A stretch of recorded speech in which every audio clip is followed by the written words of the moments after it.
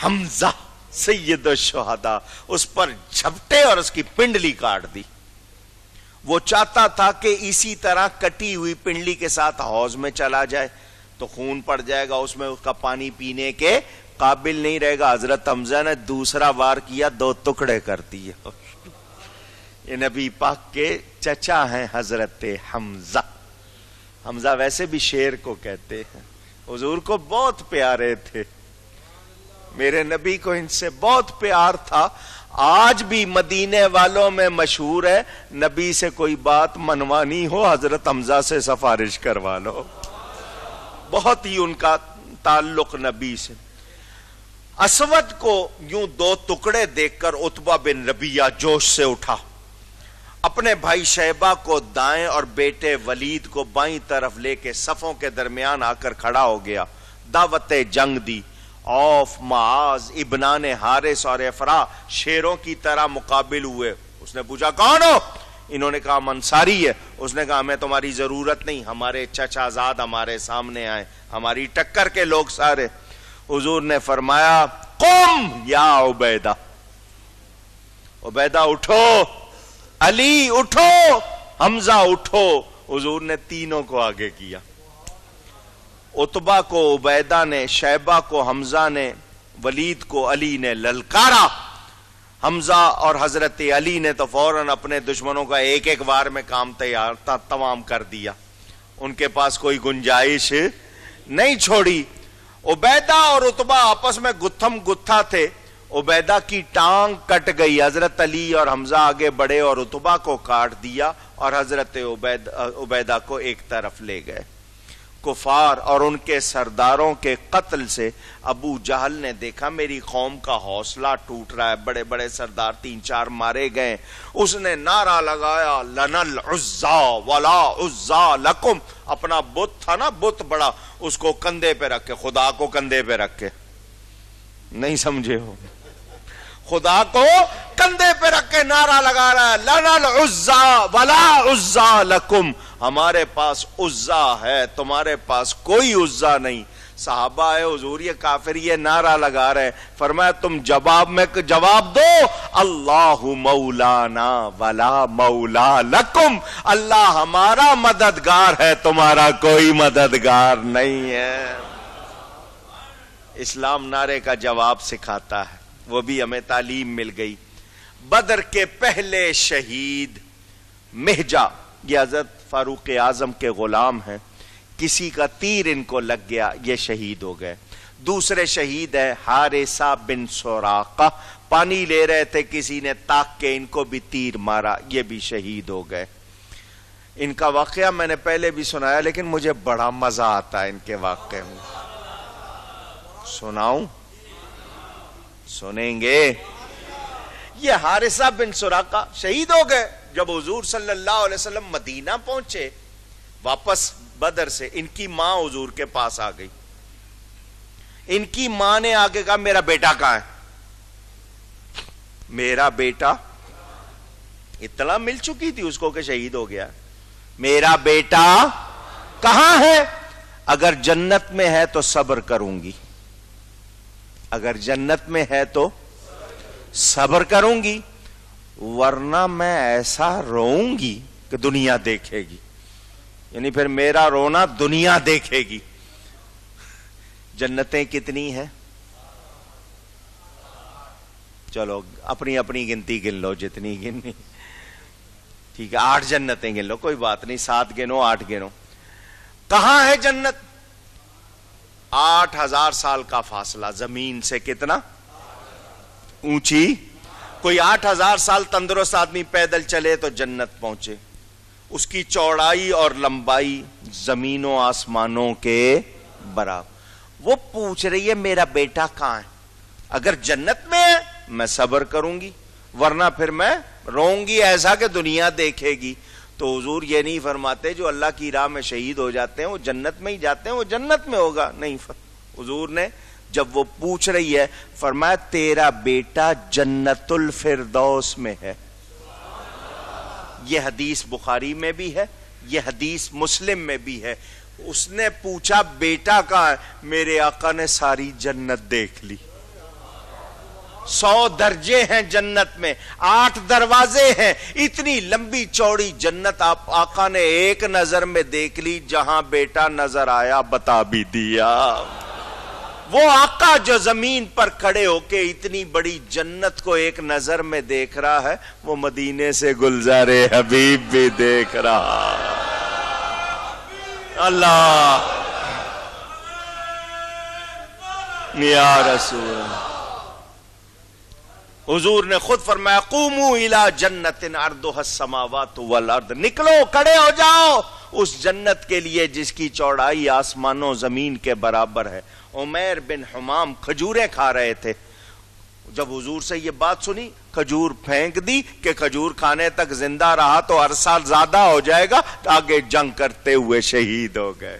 اور کھجور کھانے میں کتنا ٹائم لگنا تھا؟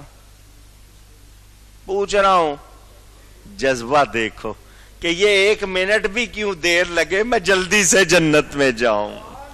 جذبہ اندازہ کریں، میرے آقا خود حصہ لے رہے ہیں، خود حصہ لے رہے ہیں۔ حضرت علی کا بیان، حضور ہماری پیشوائی فرما رہے تھے، ہم سب بچاؤ کرتے ہوئے لڑ رہے تھے، اگر اصلی جنگ کوئی کر رہا تھا وہ تو اللہ کا حبیب کر رہا تھا۔ دونوں لشکر ایک دوسرے کے قریب، ابو جہل کی زبان سے ایک جملہ نکل گیا، ابو جہل کی زبان سے، منہ ہے نا نکل جاتا ہے، اس کے منہ سے نکل گیا، یا اللہ جو آج تیرا زیادہ پسندیدہ ہے اس کی مدد فرما۔ جس کو تو آج زیادہ پسند رکھتا ہے اس کی مدد فرما۔ منہ سے اس کے نکل گیا، دعا قبول ہو گئی۔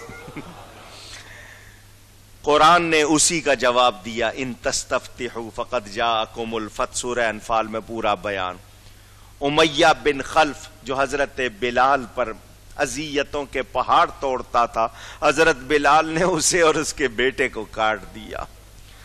صحابہ کا بعد میں بیان، حضور صلی اللہ علیہ وسلم کے پاس آ کر، حضور ہم تلوار چلاتے تھے، جب تلوار اٹھا کے ہم مارتے تھے، ابھی کافر کے سر کے قریب تلوار جاتی تھی، سر پہلے کٹ جاتا تھا۔ تو حضور نے فرمایا فرشتے کاٹتے تھے، مگر ان کو حکم تھا اس وقت تم نے سر کاٹنا ہے جب غلام کی تلوار اٹھے، تاکہ نام میرے حبیب کے غلام کا ہو۔ ابلیس سراقہ بن مالک کی شکل میں آیا، جب اس نے ملائکہ دیکھے نا فرشتے تو بھاگنے لگا۔ حارث بن ہشام نے کہا او ہمیں جنگ میں دھکیل کر، ہمیں مصیبت میں ڈال کے اب تو بھاگ رہا ہے؟ اس نے کہا جو میں دیکھ رہا ہوں وہ تم نہیں دیکھ رہے، اللہ کا عذاب آ چکا ہے، اب تم بچ سکتے۔ ابو جہل نے کہا عتبہ، شیبہ اور ولید جلدی کی وجہ سے مارے گئے، سراقہ کے بھاگ جانے سے بھی کم ہمت نہ بنو، لات و عزا کی قسم ہم ان کو مزہ چکھائیں گے۔ میرے آقا نے اس کی یہ بات سن کے پھر دعا فرمائی۔ جبریل نے کہا حضور ایک مٹھی بھر لیجئے زمین سے، کنکر مٹی کی ایک مٹھی بھر کر کافروں کی طرف پھینکیے۔ کتنے تھے کافر؟ آواز ابھی آپ کو بتایا 950 جوان تھے، ان کے علاوہ باقی دوسرے عورتیں جتنی، 950 جوان مٹھی بھر کے یوں مارے، کتنوں کو لگ جائے گی؟ پوچھ رہا ہوں۔ مگر جبریل کہہ رہے ہیں آقا، کیونکہ جبریل کو پتا ہے میں کس کو کہہ رہا ہوں، یہ وہ ہاتھ ہیں جن کو اللہ اپنا ہاتھ فرماتا ہے۔ میرے آقا نے وہ اٹھائی اور ماری اور فرمایا شاہت الوجوہ اللہم ارعب قلوبہم وزلزل اقدامہم، یا اللہ ان کے چہروں کو بگاڑ دے، دل مروب اور ان کے قدم اکھاڑ دے۔ میرے آقا کہہ رہے، اور جس کے مٹی جا رہی ہے اس کو کچھ نظر ہی نہیں آ رہا، جس کو کنکر لگ رہی ہے وہ بھاگ رہا ہے، سب کے سب پیچھا دکھا کے بھاگنے لگے۔ کیوں؟ کس کے ہاتھ سے چلی تھی؟ جس کے ہاتھ کو اللہ اپنا ہاتھ فرماتا ہے۔ چشم زدن میں، بس میرے آقا کا یہ کرنا تھا۔ چشم زدن کا مطلب پلک جھپکنے میں پانسا پلٹ گیا۔ عبد الرحمن بن عوف کہتے ہیں گھمسان کی جنگ جاری تھی، میں صف میں تھا، میرے دائیں بائیں دو کم عمر بچے آ گئے. کیا نام بتائے تھے؟ معوذ اور معاذ. یاد ہے نا؟ کہتے میرے دونوں طرف آ گئے، ادھر ٹھیک ٹھاک جنگ ہو رہی تھی. انہوں نے آ کر کہا اے چچا ہل تعرف ابا جہل، کیا تم ابو جہل کو پہچانتے ہو؟ کہاں خوب جانتا ہوں، تمہیں اس سے کیا کام؟ تو یہ دونوں معوذ اور معاذ کیا کہتے ہیں؟ قسم کھائی ہے مر جائیں گے یا ماریں گے ناری کو، سنا ہے گالیاں دیتا ہے وہ محبوب باری کو. ہم نے آج قسم کھا لی ہے، مار دیں گے اس کو یا خود مر جائیں گے. کیوں؟ ہم کو پتا چلا وہ ہمارے آقا کو گالیاں دیتا ہے، ہم سے برداشت ہوتا وہ نہیں، یا پھر ہم سننی نہیں ہے، مارنے کی کوشش کریں گے، وہ نہیں مرا جان دے دیں گے، گالیاں نہیں سننی. گالیاں اور کہاں یہ جذبے کہاں ہیں؟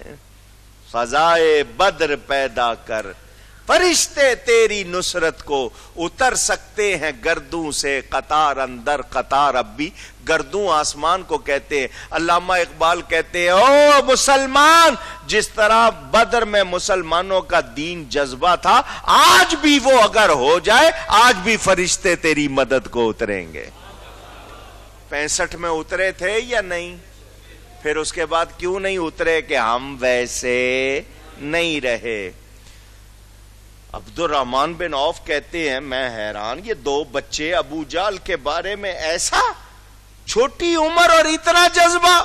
تو میں نے ان سے کہا وہ سامنے دیکھو، حفاظت کر رہا ہے گرد جس کے فوج کا دستہ. تو بچوں نے کہا یہ دستہ کب تلک روکے گا اسرائیل کا رستہ. دونوں نے تلواریں کھینچی، خدا حافظ کہا اور کھینچ لی دونوں نے شمشیریں.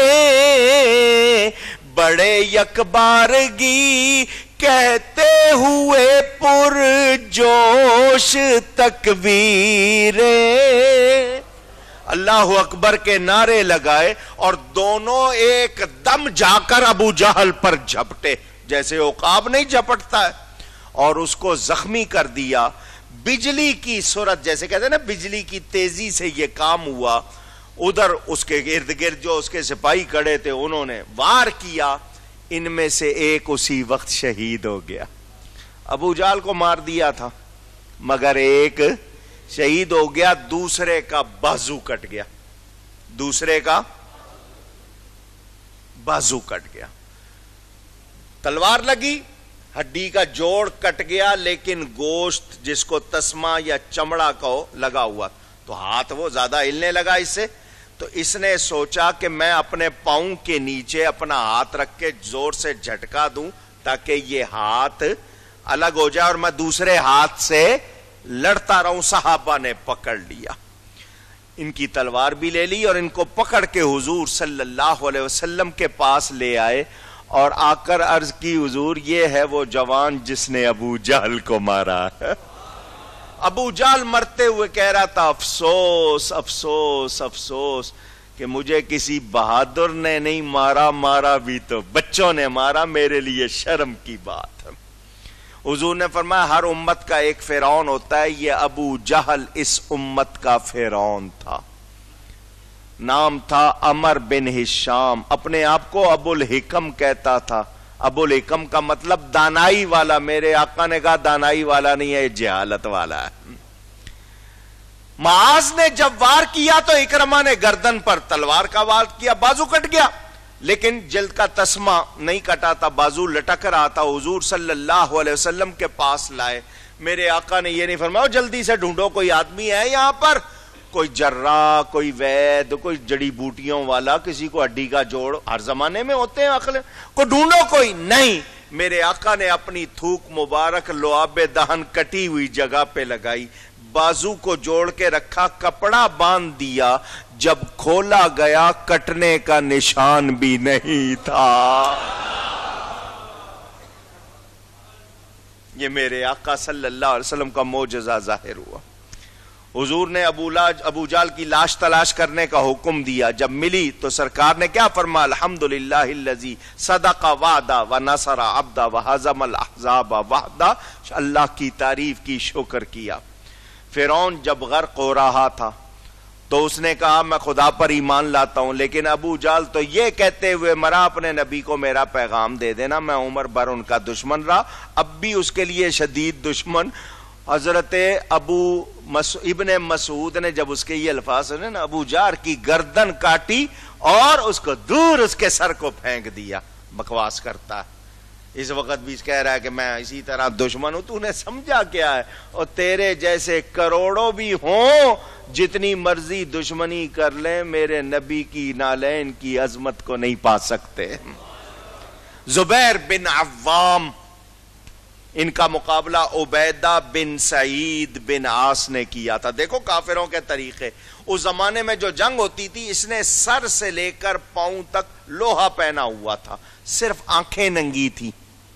یہ آنکھیں یہاں سے اتنا سوراخ تھا، باقی ہر طرف سے یہ پورا لوہے میں غرق. سر پر لوہے کی ٹوپی، ہاتھوں پر، جسم پر، ٹانگوں پر اس نے لوہا ہی لوہا چڑھایا ہوا تھا. یہ حضرت زبیر بن عوام جو 10 صحابہ عشرہ مبشرہ میں سے ہیں، انہوں نے برچھی سیدھی آنکھ میں ماری، اس کے سیدھی آنکھ کے حلقے میں اس زور سے ماری، وہی ڈھیر ہو گیا. اس کی وہ جو باڈی گری، اس کے اوپر پاؤں رکھ کے اپنی برچھی نکالی تو وہ ٹیڑھی ہو گئی. حضور نے اس کو بھی محفوظ کر لیا. جس تلوار سے ابو جال کو مارا گیا، حضور نے اس کو بھی محفوظ کیا. پتا چلا یادگاریں رکھنا منع. یہ بھی مسئلہ حل ہو گیا. حضرت عکاشہ بن محسن، ان کی تلوار ٹوٹ گئی. حضور کے پاس آئے، حضور میرے پاس تلوار تھی، میں اس سے لڑ رہا تھا، اب میں کس سے لڑوں؟ حضور کے پاس ایک لکڑی رکھی تھی، فرمایا یہ لے جا. کیا رکھی تھی؟ وہاں تلواریں لوہے کی چل رہی ہیں، یہاں لکڑی رکھی، فرمایا پتلی سی لکڑی لے جا. وہ کہتے ہیں میں نے جب لی، وہ اتنی مضبوط تلوار بن گئی، اتنی مضبوط تلوار کہ میں اس سے لڑتا رہا، وہ تلوار بعد میں بھی رہی اور ہرگز اس سے کوئی، یعنی جو لگتا تھا وہ مرتا، اس لکڑی کو کوئی نقصان. میرے آقا کے ہاتھ لگ جائیں تو لکڑی بھی لوہا بن جاتی ہے. کیا نام بتایا جن کی تلوار ٹوٹ گئی تھی؟ پتا چلے نا کتنا دھیان سے سنتے. عکاشہ، کیا نام ہے؟ عکاشہ صحابی ہیں. ان کی ایک بڑی پیاری بات ہے، سناؤں. میرے نبی پاک صلی اللہ علیہ وسلم کا ارشاد، قیامت کے دن اللہ میرے 70,000 امتیوں کو فرمائے گا بغیر حساب کتاب کے جاؤ جنت میں. میری امت کے 70,000 افراد ایسے ہوں گے، اللہ ان سے خود فرمائے گا کوئی حساب کتاب نہیں، جاؤ جاؤ. یہ حضرت عکاشہ سن رہے ہیں، حضور فرما رہے ہیں، اور یہ وہ کہتے ہیں حضور ان میں میرا نام ہونا چاہیے، ان میں میرا نام. کیا مان ہے صحابہ کا، کتنے ناز ہے. حضور نے فرمایا تیرا نام اس میں ہے، تیرا نام اس میں. بڑی بات. میرے دوستوں اور بزرگوں، حضرت قتادہ کی آنکھ میں تیر لگ گیا، ڈھیلا باہر آ گیا. ڈھیلا صرف ریٹینا نہیں، پورا ڈھیلا باہر آ گیا. انہوں نے تلوار سے کاٹنا چاہا، کیونکہ یہ مجھے لڑنے نہیں دے گی آنکھ، ایک آنکھ تو ہے نا، تو اس کو میں کاٹ دوں. انہوں نے، صحابہ نے کہا ٹھہر جا، کیا کرنے لگا؟ انہوں نے کہا یہ آنکھ تنگ کر رہی. انہوں نے کہا نہیں، پہلے نبی کے پاس چل. حضور کے پاس آئے. حضور نے یہ نہیں کہا کہ اگر تنگ کر رہی ہے تو کاٹ دو، دیکھو پھر اب یہاں اور تو کچھ ہو نہیں سکتا. نہیں، میرے آقا نے فرمایا ادھر آؤ. میرے آقا نے اپنے ہاتھ سے پکڑ کے آنکھ رکھ دی، وہ ٹھیک ہو گئی. اور وہ کہتے ہیں ساری عمر جتنا اس سے نظر آتا تھا دوسری آنکھ سے نظر نہیں آتا تھا. میرے آقا کے یہ معجزات بھی ظاہر ہوتے رہے. کافروں کے پاؤں اکھڑ گئے, میرے حضور تلوار لہرا کر ان کے پیچھے تعاقب فرمایا. زوال آفتاب تک, صبح مارکا شروع ہوا تھا, زوال تک یہ مارکا جاری رہا. 70 کافر مارے گئے. کتنے اونچی؟ 70 گرفتار ہو گئے, 70 مارے گئے. حضور صلی اللہ علیہ وسلم نے ایک کنویں میں سب 70 کی لاشیں ڈلوا دیں. سب ایسے نہیں چھوڑ دی میدان میں چھوڑ کے بھاگ جاؤ, کنویں میں ڈلوا دی. 14 مسلمان شہید ہوئے. کتنے؟ 14 مسلمان شہید ہوئے. ادھر 70 کافر مارے گئے, 70 پکڑے گئے. کنویں میں حضور نے لاشیں ڈلوا دیں. جنگ ختم ہو گئی. میرے آقا 3 دن وہاں ٹھہرے. جنگ کے بعد کتنے دن؟ 3 دن وہاں ٹھہرے. تیسرے روز جب نبی پاک صلی اللہ علیہ وسلم بدر سے چلنے لگے, جس کنویں میں حضور نے لاشیں ڈلوائی تھی اس کی منڈیر پر کنارے پر آ کر فرمایا, یا ابا جہل, یا امیہ, یا عتبہ, یا شیبہ, هل وجدتم ما وعد اللہ ورسولہ حقا فإنی قد وجدتم ما وعدنی ربی حقا. او ابو جہل, اے امیہ, او عتبہ, شیبہ, تم نے اللہ اور اس کے رسول کے وعدے کو سچا پایا؟ بے شک میں نے اپنے رب کے وعدے کو سچا پایا. حضرت عمر پاس کھڑے. بخاری میں حدیث ہے, دھیان سے سنو. 3 دن ہو گئے مرے ہوئے, ان کی لاشیں کنویں میں ڈالی گئی, میرے نبی ان سے بات کر رہے ہیں. حضرت عمر پاس کھڑے ہوئے ہیں. حضور یہ وہ جسم ہیں جن سے روحیں نکل چکی ہیں, انہیں مرے ہوئے 3 دن ہو گئے. فرمایا تم ان سے زیادہ نہیں سن رہے, تم ان سے زیادہ اونچی یہ سن رہے ہیں, تم ان سے زیادہ نہیں سن رہے. فرق یہ ہے, یہ کافر ہیں جواب نہیں دیتے, مسلمان روحیں جواب بھی دیتی ہیں. مردے سنتے اونچی. اب وہ بولے گا جو مانتا ہے, دوسرا نہیں. مردے سنتے, ورنہ قبرستان میں جا کے سلام کیوں کرتے ہو؟ السلام علیکم یا اہل القبور. جو سنتا نہیں ہے اس کو تو سلام نہیں کر سکتے. دو جواب. تو وہ لوگ جو کہتے ہیں نبی سنتے نہیں, تو وہ تمہارا کوئی ہوگا جو نہیں سنتا ہوگا. ہمارا نبی تو ہمارے دل کی دھڑکنیں بھی سنتا ہے. نبی بے خبر, بندہ مٹ جائے نا آقا پہ وہ بندہ کیا ہے. بے خبر ہو جو غلاموں سے وہ آقا کیا ہے, اور بندہ مٹ جائے نا آقا پہ وہ بندہ کیا ہے.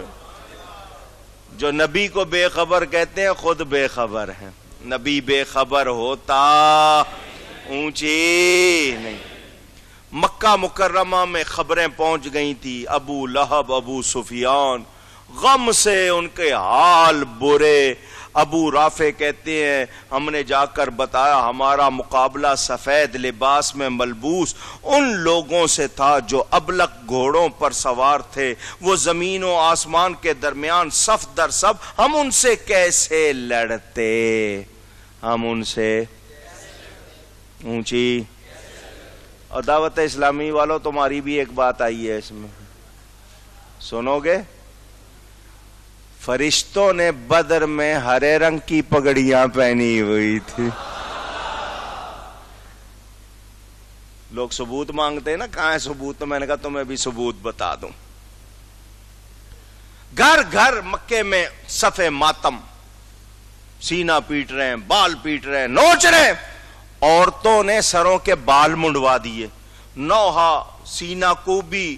1 ماہ تک وہ روتے پیٹتے رہے. 1 ماہ کے بعد ان کو خیال آیا کہ ہماری اس حالت سے تو مسلمان بڑے خوش ہوں گے. ان کو تو بڑی خوشی ہو رہی ہوگی. تو سوچ میں آیا کہ ہم یہ کیا کر رہے ہیں, ہمیں ایسا نہیں کرنا چاہیے. انہوں نے کہا اپنے قیدیوں کے لیے فکر کرو, ہمارے 70 بڑے بڑے پکڑے گئے ہیں, ان کو بچاؤ. بدر کے 1 ہفتے کے بعد ابو لہب کو ایک موذی پھنسی یا پھنسی جو بھی آپ کہتے ہو وہ نکلی. عرب اسے بہت منحوس سمجھتے تھے اور ایسے بندے کے پاس آنا جانا چھوڑ دیتے تھے. وہ بے کسی کے عالم میں تڑپ تڑپ کے مر گیا. 3 دن تک اس کی لاش پڑی رہی, کوئی قریب نہیں آ رہا تھا. کسی نے کہا او تمہارا اتنا بڑا سردار, اس کو دفن تو کر دو. انہوں نے کہا نہیں جی اس کے قریب نہیں جانا. بیٹوں کو شرم دلائی تو بیٹے کہنے لگے نہیں جی کہیں ہمیں یہ بیماری نہ لگ جائے. تو لکڑیوں سے نا جس طرح بانس سے دھکا دیتے ہیں, چیزوں سے دھکا دیتے ہیں, اس طرح لاش کو دھکا دیتے ہوئے گڑھے میں پھینکا اور پتھر بار مار کے بند کر دیا. بیٹوں نے. نبی کی گستاخی کرنے والے کا انجام اچھا نہیں ہو, عبرتناک انجام. حضور صلی اللہ علیہ وسلم جب مدینہ منورہ سے چلے تھے, آپ کی شہزادی حضور صلی اللہ علیہ وسلم کی پیاری بیٹی حضرت سیدہ رقیہ رضی اللہ تعالی عنہا بیمار تھیں. حضرت عثمان کو حضور ان کی تیمارداری کے لیے چھوڑ آئے تھے. جب میرے آقا بدر سے واپس روانہ ہوئے تو ابھی مدینہ کچھ فاصلے پر تھا. زید بن حارثہ اور عبداللہ بن رواحہ کو فتح کی خوشخبری سنانے کے لیے بھیجا کہ جاؤ مدینے میں جا کے خوشخبری سناؤ, اللہ نے ہمیں فتح دے دی ہے. یہ دیکھو ساری باتیں تعلیم امت. فتح کی خوشی منانا غلط نہیں, پہلے سے اطلاع دینا. لوگ ہوتے ہیں نا جستجو میں پتہ چلے تو یہ باتیں غلط نہیں. دوپہر کے وقت یہ لوگ مدینہ پہنچے. مقتولین کی خبر جب ان کو ملی کہ امیہ, عتبہ, شیبہ, ولید, ابو جہل یہ سب مارے گئے, لوگوں کو یقین نہیں آتا تھا. بچے خوشی میں دیوانے, مدینے میں رہنے والے بچے خوشی میں دیوانے ہو رہے تھے, نعرے لگ رہے تھے ابو جہل مارا گیا, فاسق مارا گیا. حضور صلی اللہ علیہ وسلم کے یہ صحابی جب پہنچے خبر لے کر, اس وقت حضرت سیدہ رقیہ وفات پا گئی, ان کو دفن کیا جا رہا تھا. منافق جو مدینے میں رہ رہے تھے ان کو یقین ہی نہیں آ رہا تھا, وہ مان ہی نہیں رہے تھے کہ ایسا ہو سکتا ہے ابو جہل مارا گیا, ہمارا چاچا مارا گیا تو ہم تو یتیم ہو گئے. منافق اسی کو ہی مانتے تھے نا, اسی کی فکر ہوتی تھی ان کو, وہ سارے اس کے لیے پریشان. نبی کی اونٹنی پر سوار وہ کہنے لگے یہ زید جو ہے یہ نبی کی اونٹنی بھگا کے لے آئے ہیں, تو نبی کے بارے میں فکر کرو کہ نبی خیریت سے ہے یا نہیں, یہ تو ہمیں تو بگوڑا لگ رہا ہے. یوں اس طرح کی باتیں کرنے لگ گئے. ادھر نبی پاک صلی اللہ علیہ وسلم تشریف لا رہے ہیں, مسلمان نعرے لگا رہے تھے. مال غنیمت میں 150 اونٹ, 10 گھوڑے, بہت سے ہتھیار, چمڑے کا سامان اور کپڑا بہت ملا. حضور مدینے میں داخل ہونے لگے, جبریل آ گئے. کون آ گئے؟ دھیان سے سننا, جو میرے نبی پاک صلی اللہ علیہ وسلم کو پہچاننا چاہتا ہے ذرا دھیان سے سننا. جبریل آئے, یا رسول اللہ صلی اللہ علیہ وسلم آپ کا رب فرماتا ہے میرے حبیب سے پوچھو راضی ہے؟ اگر میرا حبیب راضی نہ ہو تو اے جبریل تو واپس نہ آنا. اے جبریل تجھے واپس آنے کی اجازت, اندازہ کرو کوئی ہے ایسا؟ اللہ جبریل کو پوچھو حبیب سے راضی ہے, اگر راضی نہیں ہے تو تجھے واپس آنے کی اجازت نہیں. حضور نے فرمایا میں اللہ سے بہت راضی ہوں اور تمہیں اجازت ہے, جاؤ. ورنہ اللہ یار زندہ. حضور صلی اللہ علیہ وسلم مدینہ منورہ آئے, بچیوں نے دف بجائے, لوگوں نے گیت گائے. حضور نے مال غنیمت تقسیم فرمایا, سب کو برابر حصہ دیا. 2 قیدی عقبہ بن ابی معیط اور نضر بن حارث قتل کیے گئے. یہ عقبہ وہ تھا جس نے مکہ میں میرے نبی پر گند ڈالا تھا. حضرت فاطمہ نے اوج لا کے, اوجڑی جس کو کہتے لا کے ڈال دی تھی, تو حضرت